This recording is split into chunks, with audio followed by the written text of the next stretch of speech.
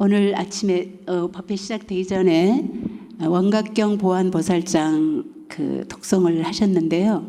그래서 저는 처음에 그 파악을 조금 잘 못해가지고 원각경 보안보살장에 대해서 오늘 법문을 간단하게 이렇게 줄여서 해야 되나 이런 생각도 했는데 독성의 의미가 더 있었습니다. 그래서 잘 아시다시피 원각경이라고 하는 경은 대방광 원각 수다라 요의경을 줄여서 간단하게 원각경, 그리고 거기서 말하고 있는 원각이라는 것이 무엇일까, 뭐 그 정도로. 그리고 왜 그 원각경 중에 특별히 보안보살장일까. 원각경은 12보살님이 등장을 하십니다. 그 중에 맨 첫 번째가 문수, 두 번째가 보현, 세 번째 등장하신 분이 보안보살이에요. 그래서 문수장, 보현장, 보안보살장 이렇게 하는데 오늘 독송하신 부분은 보안보살장입니다. 문수보살장 해도 되겠지만 왜 하필이면 보안보살장이었을까? 오늘 저는 원각경에 대해서는 그 정도만 간단하게 말씀드리고 그냥 가벼운 얘기가 좋지 않을까요?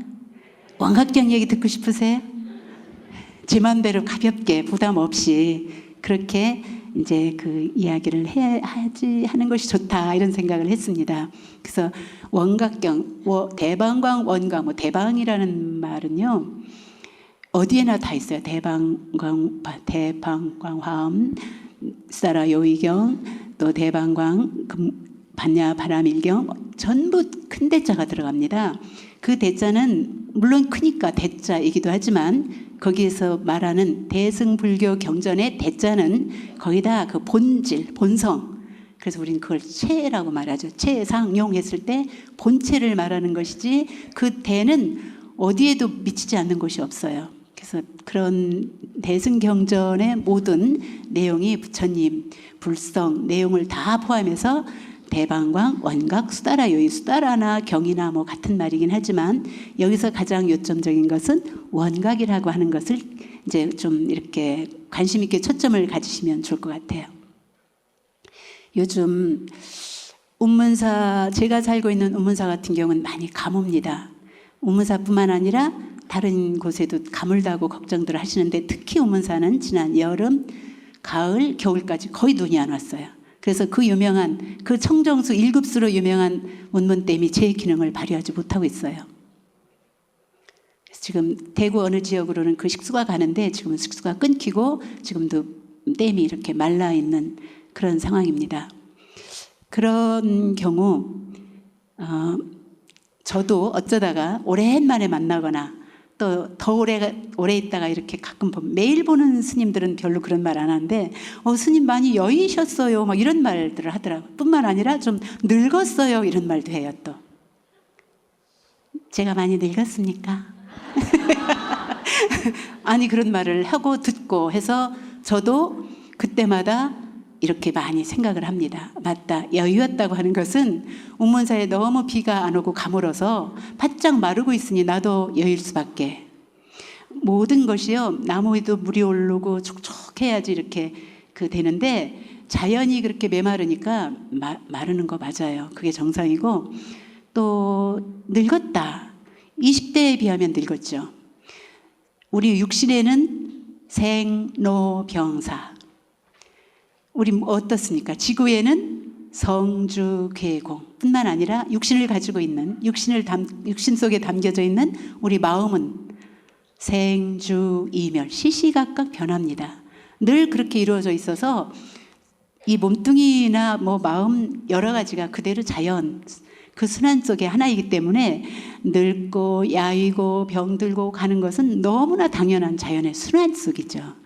그렇기 때문에 그것이 새삼스럽게 아이고 뭐 부처님 시주 밥 먹고 많이 살찌는 것도 별로 좋은 일은 아니지만 야이는 것도 정상이고 늙어가는 것도 매우 정상이다. 혹시 그래서 요즘 많이 이렇게 가물어서 산불이 많이 나요. 또 저희들하고 인연 있는 절도 화재가 났습니다. 이런 소식이 들려오고 있었어요. 그래서 화재가 났어도 요사체도 중요한 요사체도 타고 탔는데 허공이 탔다는 소리는 못 들어봤어요. 큰 산불이 나고 저쪽 어디 지방에는 몇 날 며칠 불이 나고 했는데도 허공은 탔다는 소리가 없더라고요. 제가 이렇게 말씀드리는 것은 우리가 아무리 탐심도 있고 진심도 있고 시기심도 있고 여러 가지 마음 분별 많습니다. 생주이멸하는 우리의 작용 속에 그런 여러 가지 좋지 않은 마음 작용도 일어났는데 원각이라고 하는 우리의 본성을 물들였다라는 소리는 못 들어봤어요.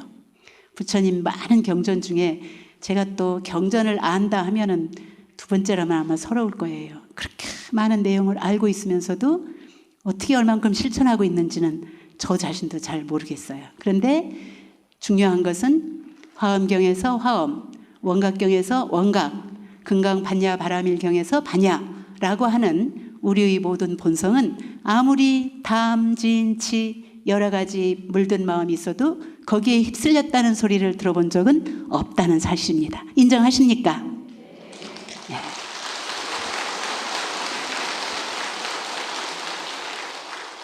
그것은 허공은 불타지 않는 것처럼 우리의 불성, 우리의 원각성은 어디에도 물들미 없고 내가 설사 늙고 병들고 이 몸뚱이가 없어져도 그 자리는 늘 성성해가 그런 뜻이 아닌지 모르겠네요.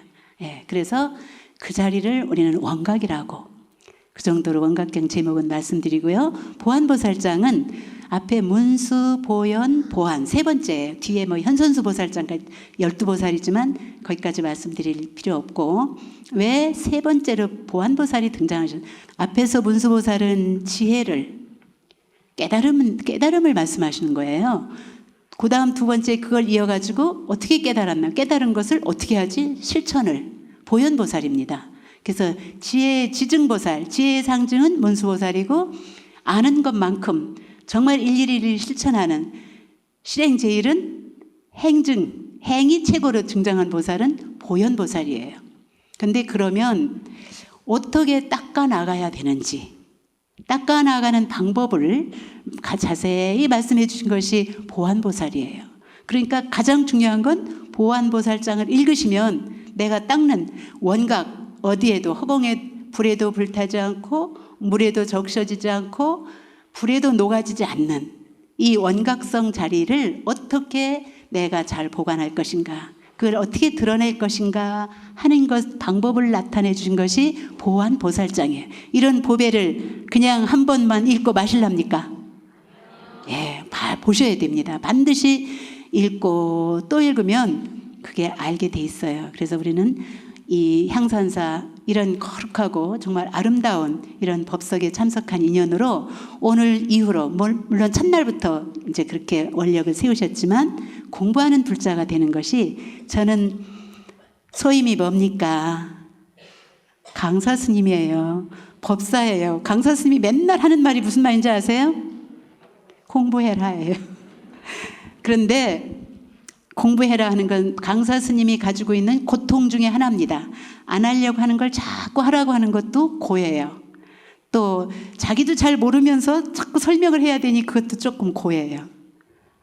근데 그렇게 고만 있는 것이 아니고 반드시 사바세계는 고가 있을 때는 낙도 있어요. 즐거움은 모르는데도 이제 수업을 해야 되고 또 설명을 해야 되니까 늘 공부를 하게 돼요. 그리고 사실 이렇게 원각경 보안보살은 이런 분입니다 하고 소개하면서 보리심을 바라게 하고 공부를 하게 하는 우리 신심을 바라게 하는 그런 좋은 낙을 가지고 있고 공덕을 가지고 있답니다. 저는 그런 거 아니면 아마 강사가 되지 않았을 거예요. 근데 저는 뭐 강사가 된 그 동기나 이유는 사실은 은사 스님께서 그 시대에 배도 고프고 공부를 못 하셨거든요. 그 옛날에는 그랬어요. 60년대 전쟁 후에 정말 책이 없고 연필이 없어서 우리 은사 스님 시대에는 배고프고 공부를 못했습니다. 그러니까 우리 스님, 우리 한국의 어머니들이 다 그러하듯이 내가 못했으니까 너 공부 열심히 해라 해가지고 책도 사놓고 연필도 사놔서 상자한테 줄 책 해가지고 당신이 조금씩 시주 받은 그 공양금으로 책을 사놓고 저한테 물려주셨어요. 그리고 너는 꼭 강사가 되어라. 제가 강사가 안 되면 안 되죠. 그래서 저는 내가 할 일은 꼭 강사가 되는 일인가 보다 이렇게 어린 시절에 생각을 했는데 어쨌든 불자님들이 절에 오실 때는 그 절이 어딘지 상관없어요. 가실 때는 반드시 원칙을 가지고 나는 불자로서 어떻게 산다. 나는 불자로서 어떻게 살고 있지? 하는 원칙을 반드시 세우셔야 됩니다. 그냥 뭐 초하룻 날이니까 가고 무슨 날이니까 가고가 아니고, 그래서 반드시 이익이 있을 때 저는 그 불자로서 절도 가고 또 공부도 하고 이렇게 해야 된다는데, 저는 원칙은 이제 끝부분에 말씀을 드리고 싶은데, 반드시 그런 원칙을 세우지 않는 불자는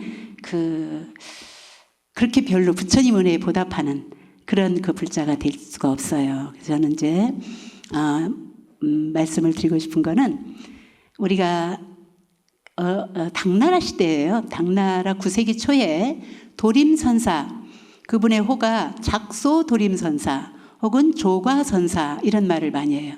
그때 그 작소라는 소리는 까치나 새, 이렇게 집들이 새집 같은 그런 내용을 가지고 있는 작소, 또 조과 새처럼 꼭대기에서 소나무 위에 까치집을 짓고 공부하시는 스님이다. 그래가지고 조과선사라는 별명이 붙어 있는데, 스님께서는 항상 아주 위태로운 나무 꼭대기 위에서, 저희들은 방석도 깔고 의자도 놓고 정말 그 앉을 자리가 편해야 공부도 잘 되고 독성도 잘 되는데, 스님께서 정진하실 때는 항상 나무 꼭대기에 그렇게 까치집처럼 새집처럼 뚝뚝 앉아서 아주 위태롭게 앉아서 수행을 하세요.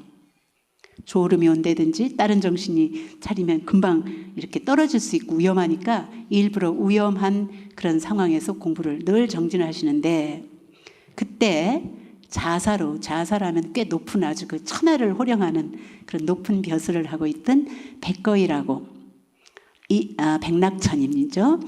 이분이 그 자사를 부임을 합니다. 그러면서 소문을 들어요. 멀지 않은 그곳에 그런 아주 도인이, 그리고 공부 잘하는 도인이 계시다더라, 이런 소문을 듣고 하루는 수행관을 같이 데리고 그 절로 방문을 합니다. 이분이 처음 방문할 때 뜻은, 그렇게 도인이면 뭔가 한 가지 이제 가서 좀 진짜 도인이 어떤 분인지 약간 실험, 그래 이제 이 백낙천 가서 수행원들 잔뜩 모시고 이제 그 인솔해가지고 간 거예요. 그랬더니 그날도 마침 아주 꼭대기에, 맨 꼭대기에 아슬아슬하게 앉아서 그렇게 좌선 정진을 하고 계신 거예요. 그러니까 여기서 올려다보면서, 스님 많이 위험하십니다, 위태롭습니다, 내려오시라고 그랬더니 이렇게 내려다보시면서, 나는 하나도 위태롭지 않네. 내가 보기에는 반석 위에 있는 그대가 참 위태롭네. 이렇게 말하는 거예요. 저는 이렇게 타탁한 대지를 밟고 있고 땅을 밟고 있는데 뭐가 위태롭습니까? 그랬더니 세속의 명예나 부귀나 영화, 이것을 가지려고, 그것을 지키려고, 그것을 잃었을 때 얼마나 위태롭고 불안한가.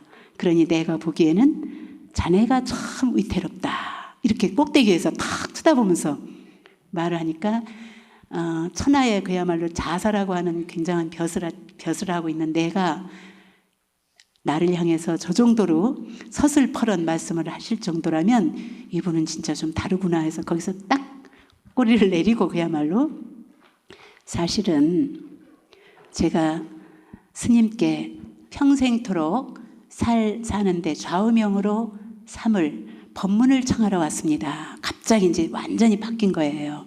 그러니까 한 말씀 일러주십시오 했더니, 스님은 서슴지 않고 다시 조용한 어조로 제약 막작하고 중선 봉행하라. 이러니까 모든 악은 하나도 짓지 말고 모든 선을 봉행, 잘 실천하도록 해라. 나쁜 일 하지 말고 좋은 일만 해라. 그러니까 그 소리를 듣고 굉장히 천하의 문장가 아닙니까? 백낙천. 대단한 문장가이고 대단한 아주 그 실력 있는 분인데, 그 소리를 듣더니 그 소리는 삼척 동자라도 다 아는 소리 아닙니까? 그랬더니 위에서 도림선사 하시는 말씀, 삼척 동자도 아는 말을 80노인도 행하기는 어렵다.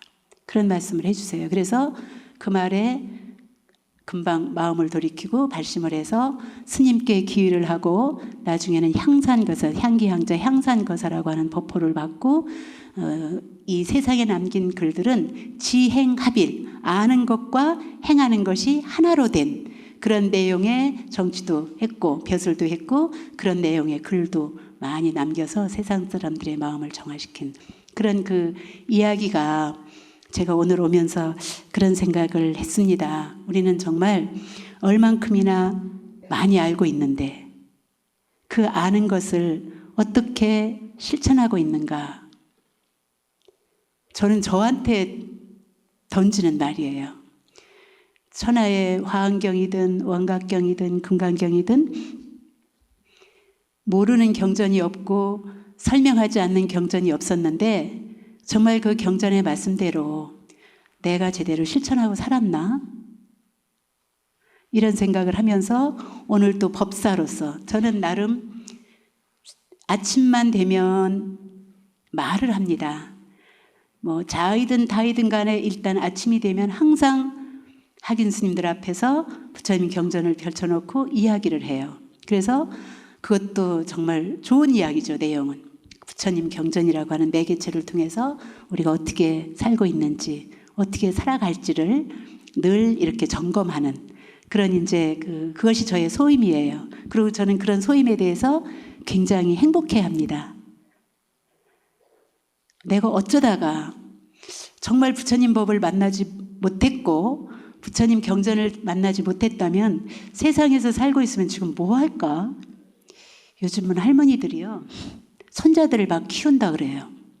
애들 데리고 뭐 유치원 어린이집도 갈 수 있고 아니면 글쎄요 카드 빚 때문에 또 괴로워할 수도 있겠고 뭐 아주 갖가지 생각을 저는 가끔씩 우리 학인 스님들하고도 강의하면서 저 뭐 20대 후반부터 제가 강의를 했으니까 가끔씩 그렇게 질문을 해요. 우리가 지금 세속에 있으면 뭐 할까? 아마 출근 뭐 시키느라고 학교 보내느라고 바쁠 거야 이러면서 굉장히 여담 같지만 저는 늘 그걸 가지고 있습니다. 늘 둘이 아니라고 세속과 출세관이 뭐 중생과 부처가 너와 내가 둘이 아니라고 늘 말해요. 늘 경전에서도 그렇게 공부를 합니다. 그러면서도 과연 나는 둘이 아닌 그런 삶을 살고 있나? 나는 청정한데 나는 비구니인데 나는 뭐 부처님 제자인데 굉장히 어떤 특허라도 받은 것 같은 이런 생각을 저도 모르게 하고 있다. 굉장한 아집 속에 제가 있더라고요. 그래서 그런 것을 조금이라도 이렇게 좀 모면해 볼까 아니면 조금 어떻게 가볍게 해볼까 해서 정말 스펀지 같은 우리 학인 스님들한테 마을에 있을 땐 뭘 하고 있는지 생각해 보자. 전 툭 터놓고 한 번씩 그렇게 말합니다. 그러면 각각 우리 친구들 그때 헤어졌던 친구들이 어떻게 살고 있는지 뻔히 거의 다 알게 되거든요. 그렇게 제가 한 번씩 그렇게 질문을 하고 저 자신한테도 그렇게 점검하는 데는 그럴 만한 이유가 있어요. 학인 때 기차를 타거나 버스를 타고 이렇게 어디 가게 되면 반드시 질문을 받아요. 지금 우리 여기 모이신 우리 불자님들은 저한테 질문을 하십시오 하면 뭘 질문하실지 질문거리 하나씩 만들어 보세요. 근데 그분들은 기차 안에서 버스 안에서 무조건 질문을 해요. 왜 스님 됐어요? 그래요. 제가 20대 때 얘기입니다. 왜 스님 됐어요? 전부 다 왜 그가 스님 된 것이 왜 그렇게 궁금할까요? 그래서 저는 가끔은 그 질문을 받으면서 제 스스로에게 내가 왜 중이 됐지? 굉장히 저를 깨닫게 해요. 저 자신의 정신을 차리게 하는 질문이더라고요. 그분한테 제가 뭐라고 답변하겠어요? 왜 스님이 못 되셨어요? 저는 그렇게 반문을 하죠. 그랬더니 어떤 분은 뭐 정말 어이가 없다는 듯이 대답을 못했는데 어떤 분은 대답을 했어요. 그분은 의사 선생님이었는데 의사 공부하기가 보통 공부하기보다 더 힘들어서 공부하느라고 애쓴 것이 억울해서 중이 못됐다고 그런 대답을 하셔서 제가 맞다. 정말 누구나 수행을 하고 싶지만 본인이 가지고 있는 거나 노력한 것이 아까워서 그렇게 출가하지 못할 수도 있겠구나. 그런 이해를 하게 됩니다. 요즘 제가 어디 차 탔는데 왜 스님 됐냐고 묻는 사람 아무도 없더라고요. 정말 참 이 질문은 중요해요. 그래서 질문은 자기한테도 중요하지만 다른 사람에게도 그를 정신 차리게 하는 굉장한, 저희들은 특히 이렇게 일찍 출가한 저의 문화는 질문하거나 토론하는 그런 수련이 안 돼 있어요. 그런 문화가 아닙니다. 저희 큰 방에 딱 가면 무조건 침묵해야 되고 무조건 받아들여야 되고 이런 그 교육을 받고 그것이 이제 수행자의 모습이다. 이렇게 이제 익혀왔기 때문에 질문하거나 토론하는 것은 우리 스님들은 저 같은, 지금은 조금 많이 달라졌지만 저가 자란 세대는 그런 교육은 못 받았어요. 그럼에도 불구하고 항상 우리는 질문을 할 줄 알아야 된다는 거예요. 그래서 요즘은 무슨 질문을 할 것 같아요? 제가 어느 날 택시를 탔는데 질문을 택시 기사님이 하시더라고요. 딱 쳐다보시더니 스님, 아주 심각했어요. 한 가지 여쭤봐도 되겠습니까? 그러라고. 그랬더니 스님은 스님이 되신 것을 후회하지 않습니까? 정확한 질문을 하신 거예요. 이때쯤 되면 그런 생각 한번 할 만할 것 같죠? 그 기사님 굉장히 아주 대단하셔요. 그래서 이렇게 쳐다봤어요. 그랬더니 뭐 거의 비슷한 뭐 60대 초반 뭐 하여튼 그 정도 기사님인 것 같아서, 기사님은 결혼하신 거 후회하지 않으세요? 제가 질문을 지어봤어요. 요즘 질문의 내용은 그렇습니다. 한번 잘 생각해 보세요.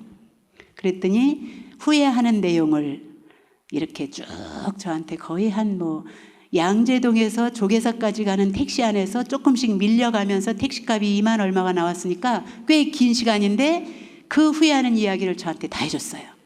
그래서 저는 그것이 좋은 법문거리가 되었습니다. 그래서 저는 정말 우리가 질문이라고 하는 것은 굉장히, 그래서 늘 원각경도 마찬가지고요. 능엄경도 화엄경도 좀 특히 이제 모든 경전은 부처님과 아란존자, 그 부처님과 제자가 질문하면서 나온 소통하는 내용들이거든요. 지금 아란존자 그런 말씀 하세요. 부처님이 제자들에게 사람이 얼만큼이나 살 것 같으냐. 그러니까 한 제자는 100년이요. 한 제자는 80년이요. 아란존자는 호흡지간, 숨을 한번 들이쉬고 내쉬지 못하면 살지 못하는 것이 사람의 생명입니다. 이런 답변을 하거든요. 그래서 우리는 맞다, 호흡지간에 살고 있구나, 이거를 그 질문을 통해서 부처님과 아란존자의 대화를 통해서 그렇게 알게 되는 거예요. 오늘 제가 말씀드리려고 하는 본론은 아까 모든 악은 하지 말고, 제악 막작입니까? 모든 악은 짓지 말고 중선봉행, 좋은 일은 무조건 많이 하자. 중이에요. 중 많다는 뜻이에요. 모든 선은 무조건 행하자.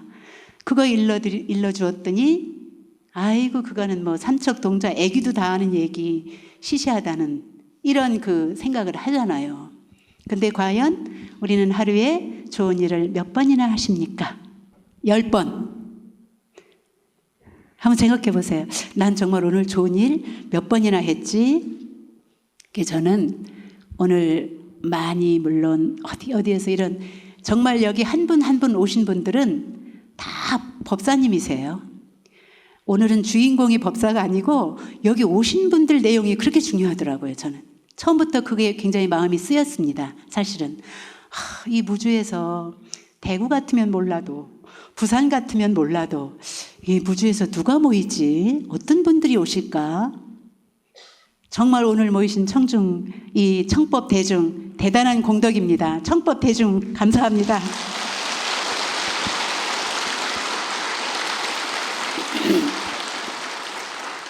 오늘 법사 스님을 만나러 여기 오신 건 같지 않아요.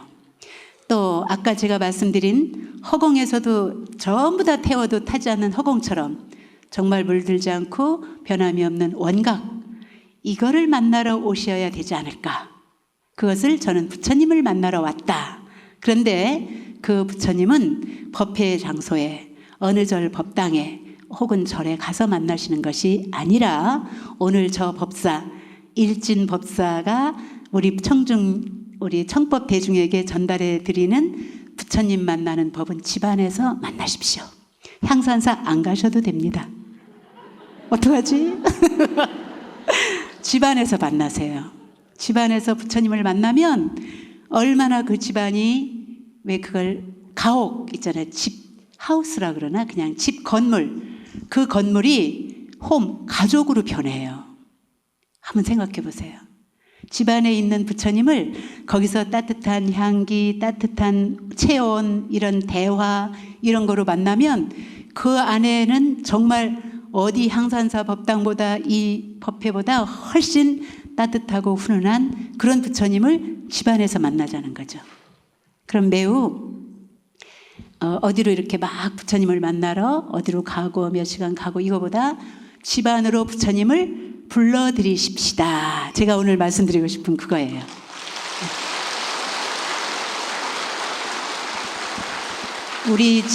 우리 집안의 부처님을 내가 잘 모시지 않고 불러들이지 않고 내보내고 뭐 이런 식으로 된다면 우리는 하나도 행복하지 않습니다. 그런데 오늘 여기까지 오셔서 우리가 함께 이런 한 마음으로 부처님 제자로서 정말 전법 제자로서 청법하러 온 우리, 또 저는 이렇게 마음을 열고 이렇게 아주 진지하게 이렇게 말씀드리는 이유는 우리 청중들이 진지하게 들을 수 있기 때문이에요.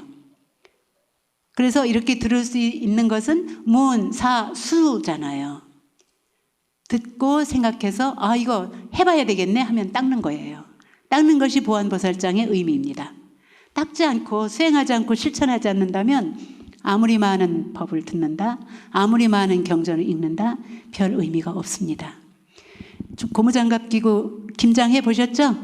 고무장갑이 많은 김장을 하고 고춧가루니 뭐 이런 거 양념 많이 만졌지만 맛을 압니까? 고무장갑 절대로 맛 몰라요. 그래서 우리는 늘 경전 한 구절을 읽든지 애우든지, 저는 보안보살장이 오늘 이렇게 차례가 되어서 그 내용은 뭐 말씀드리기에 따라서 달라지겠지만 굉장히 우리 생활에, 그것은 여기 현실적으로 이승에서 살고 있는 우리들 뿐만 아니라 잠시 여기서 살다가 이 육신이 어느 정도 이제 그야말로 생로병사, 성주계공의 어떤 자연의 순리에 의해서 이게 소멸되었을 때, 지수화풍으로 다 이렇게 소멸되었을 때, 그때까지도 다 소통이 되는 내용이 보안보살장입니다.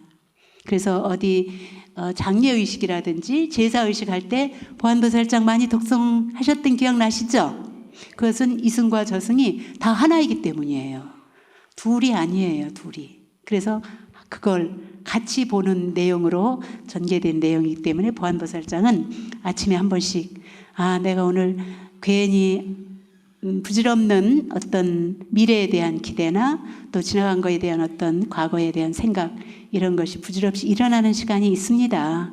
우리가 아무리 그렇게 그런 시간이 나올 때 이때 보안보살장을 한번 읽으면 전부 다 이건 환이다. 그래서 이완삼매라고 하는 삼매 이름이 나와요. 그래서 이건 정말 허공과 같이 아무것도 아니기 때문에 모든 것을 다 포용할 수 있는 원각, 허공과 같은 내용이다. 이렇게 이제 이해가 될 수 있는 내용이 보안보살장이니까 한번 꼭 읽으시면 좋고요. 어디로 부처님을 만나러, 불보살님을 만나러 혹은 어디로 가는 것이 아니라 우리 집안으로 그런 불보살님을 다 끌어들여서 집안에서 만나는, 이것이 진짜 우리 불자님들의 수행이다. 저는 그렇게 이제 굉장히 그걸 강조해 드리고 싶고요.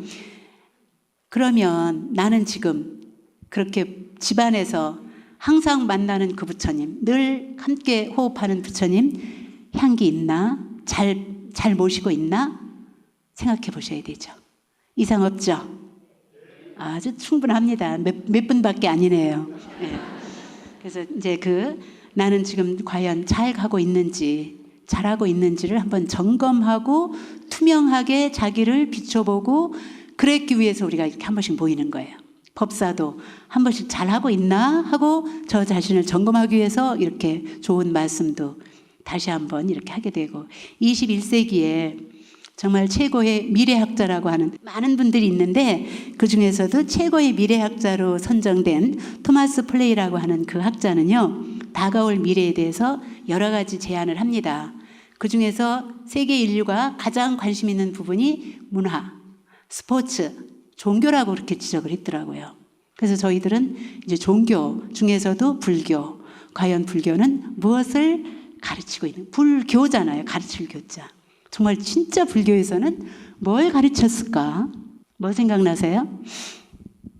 제가 어느 날, 지금보다 더 많이 모이셨을 거예요. 지금은 환하고 기분이 좋고 이 표정이 이렇게 막 밝은 표정이 다 보이는데 그 강당은 컴컴했습니다. 아마도 학생들한테 좀 쉬라고 하는 시간도 된 것 같아요.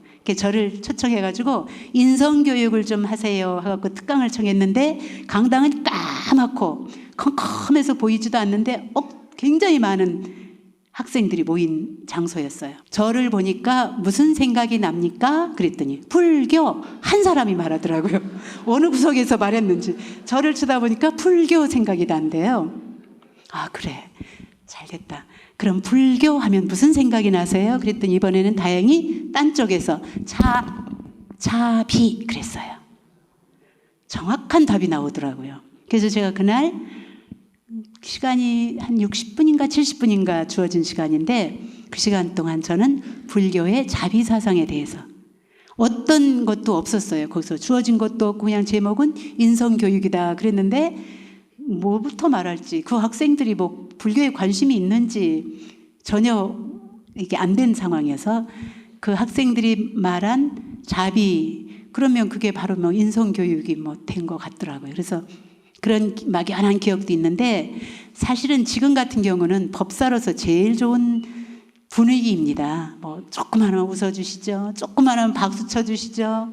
뭐 얼마나 이 분위기가 좋은지 법사는 기분이 좋고 매우 행복한 시간인데 이 토마스 프레이는 그렇게 스포츠, 문화, 종교에 21세기 인류들은 열광을 하고 관심을 갖는다. 이렇게 그 진단을 했더라고요. 그래서 그러면 종교, 우리는 불교예요. 여기서는 뭘 가르치고 어떤 면에 관심을 갖도록 하나. 무슨 막 기계, 컴퓨터, 스마트 내지는 인공지능. 이제는 사람이 없어도 또 인건비가 비싸니까 그런 거로 대처를 많이 한답니다. 그럼 이 시대에 우리는 어떻게 살아야 할까? 불교에서는 과연 무엇을 가르치지? 우리 불자들은 어떻게 그런 시대를, 이제 4차 산업혁명 시대라고 이렇게 이름이 지어지고, 저는 21세기 사람은 아닌 것 같아요. 저는 손으로 하는 게 편하고요. 그래도 뭐 이렇게 뭐 정보 같은 거 좀 찾으려면 학인 스님들한테 의뢰를 해야 편하고, 그 학인 스님들이 더 정보가 빠르고 기계 다루는 건 말도 못해요. 많은 정보를 가지고 있는 건 진짜 학인 스님들이에요. 저는 그래서 나는 그 21세기의 사람이라면 지금 20대, 30대, 40대 정도가 21세기를 이제 그 주역이 되는 것 같아요. 저는 좀 아닌 것 같더라고요. 그래서 그럼 과연 우리들이 지금 이 시대에 살고 있는 우리 불자들은 어떻게 대처를 하고 어떤 마음으로 살아야 할까? 그것이 오늘의 주제입니다. 중요한 것 같아요, 굉장히. 기계가 할 수 있고 다 대체할 수 있는데, 그러면 그 기계도 사람이 할 수 있는 일을 사람보다 더 잘합니다. 청소도 잘하고 뭐든지 다 잘해요. 제가 어디 여행을 하는데 그쪽은 유럽 쪽이고 저는 말 통하지 않는 곳이었어요. 그런데 비행기 뭐 이거 표를 이렇게 어떻게 해야 되는데 거기에 임산부하고 장애인 이런 분들에게만 사람이 직접 서비스를 해주고 비행기 티켓도 전부 각각 끊어야 돼요. 전부 기계가 일을 하더라고요. 아, 이거 정말 곤란한 어려운 시대구나 이런 생각을 하는데, 우리는 너무 그렇게 급변하고 너무 편리하고 너무 풍족한 이런 그 시대에 내가 막 휩쓸릴 것이 아니라, 이럴 때 이제 우리가 원각을 찾아야 되는 거예요. 이럴 때 정말 흔들림 없는 청정한, 어디에도 물들지 않고 깨트려지지 않는 우리의 본성을 회복하는 일이 가장 우리가 살아남을 수 있는 그러한 그 방법이 아닐까. 그래서 지금 대체하는 것은 정말은 우리가 부족하다고 하거나 불행하다고 하는 것은 없어서 뭐가 부족해서 이렇게 불편한 것이 아니라 사실은 많이 넉넉해서 더 불편한 시대입니다. 사실은. 그래서 우리가 살고 있는 이 자연, 지구를 거기엔 뭐 자연, 공기 다 들어갑니다. 그런 것을 뭐 요즘에 제가 어디 신문에서 봤더니 비닐을 수출을 못해서 뭐 비닐 그 쓰레기 처리 못해서 고민하는 내용이 나오더라고요. 쓰레기 처리 못해서 고민할 일이 아니라 쓰레기를 우리 이 땅에 살고 있는 우리들이 한 사람이라도 하나씩 줄이면, 소비를 덜하면 어떨까? 그런 작은 일들을 내가 하나씩 실천하는 것이 이 급변하는 4차 산업시대에 대처할 수 있는 살아가는 방법이다. 양보하고 또 배려하고 이해하고. 그래서 요즘 이제 차 안 가지고 다니시는 분이 없는데 제가 어디 가서 공부를 하는데 그 강사 선생님이 그때 그런 말씀하셨어요. 양보 운전하는 것도 선행을 하는 겁니다. 그랬어요. 얼마나 할 수 있어요. 양보 운전 안 하고 막 끼어들게 한다고 뭐가 나와요? 뭐 나오는 소리 있더라고요. 그렇게 하지 말고 정말 그런 순간순간에 매우 작은 거지만 저는 선행에 그것도 하나 넣으려고 그래요. 하루에 3번 선행하자 약속을 하면 그런 작은 거지만 괜찮아, 끼어드세요, 양보하세요. 이런 마음도 우리는 사회를 편안하게 하고 신뢰할 수 있는, 그리고 안심하고 운전도 하고 교통이 편안하게 될 수 있는 그런 선행이라고 보기 때문에 양보 운전 하세요. 내가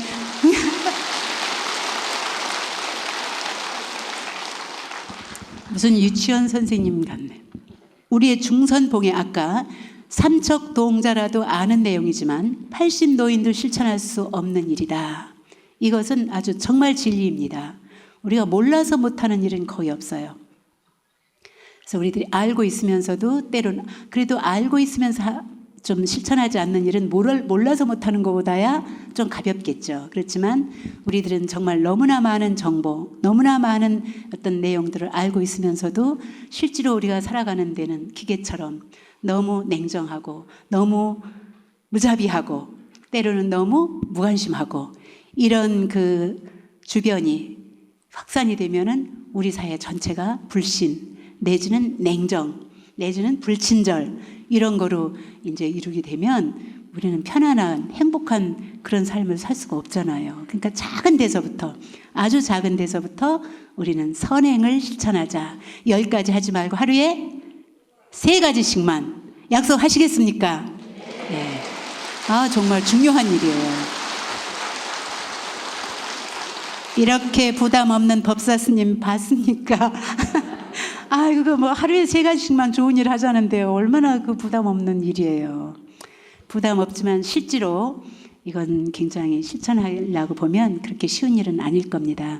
그래서 저희는 우리 불자로서 정말은 그 작은 내용들을 이렇게 실천하는 일이 굉장히 중요하다. 제약막장하고 중선봉행하라. 전 말하기도 굉장히 편해요. 이 얘기는 유치원 아기들도 정말 80 어른들에게도 다 할 수 있는 내용이어서 이해하기도 좋고 말하기도 좋은데 유치원에서도 글쎄요. 유치원에 우리 우문사 부설 유치원 굉장히 아주 최고입니다. 건물도 좋고 아이들도 교육 내용도 굉장히 좋은데 유치원 아이들에게 이런 그 재밌는 장난감이 하나밖에 없는 거예요. 그러니까 엄마들이 말합니다. 너 그 장난감 하나밖에 없는데 네가 30분 다른 친구들보다 30분 일찍 가가지고 그렇게 네가 가지고 놀아라. 이렇게 가르쳐주는 엄마가 있는가 하면 누가 가지고 있으면 네가 뭐 어떻게 해서 놀아라. 뭐 이렇게 막 유치원 원장님한테 나중에는 그 항의를 합니다. 그거 별로 비싸지도 않은 거 여러 개 놓고 같이 놀게 하지. 그랬더니 유치원 원장님은 그런 그 이유를 말해요. 정말 기다릴 줄도 알고 내가 좋아하는 거 다른 친구가 좋아한다는 것도 이해시키기 위해서 나는 끝까지 하나만 이렇게 가지고 교육을 한다. 이런 그 내용도 있는데 우리들이 너무나 나만 차지하려고 하고 나만 이익되려고 하고 나만 1등한다. 이런 것이 이제 우리들이 사회를 아주 그 정말 내 입 크로바의 행운을 찾기 위해서 정말 늘려져 있는 행복을 막 짓밟고 가는 이런 그 오류를 범한다는 거죠. 그러니까 우리 불자님들은 자 정리하겠습니다. 원칙을 가지고 불자가 되자. 원칙을 가진 불자가 되자. 그 첫째가 계를 수지하는 겁니다. 뭐예요? 불자님들이 수지할 수 있는 계율이 뭡니까? 불자 5개예요. 우리 불자님들은 반드시 불자 5개를 수지해야 됩니다. 그래서 그 원칙하에 우리가 살아야 돼요. 절에 오시든 마을 살림을 하시든 다른 직장에서 하시든 그 5개를 철저히 잘 생활화하면 우리 사회가 그대로 평화입니다. 그대로 행복이에요. 근데 그 좋은 불자 5개를 받을 때 그냥 개첩에다가 받아만 놓고 잊어먹고 여기서 한번 해볼까. 네. 이 5가지를 다 애우지 않고 있기 때문에 우리는 생활하는데 불편이 있고 아주 그 괴로움이 있는 거예요. 저는 분명히 자 원칙을 가진 불자, 그런데 그 원칙은 5개를 중심으로 아직 불자 5개를 받지 않으신 불자님이 계시다면 반드시 수계식 하는데 참석하셔서 불자 5개를 받으세요. 그래야 불자가 되는 거예요. 5개 안 받고 그냥 나는 절에 가서 봉사했으니까, 나는 절에 가서 스님한테 보시도 좀 했으니까 불자 아닙니다.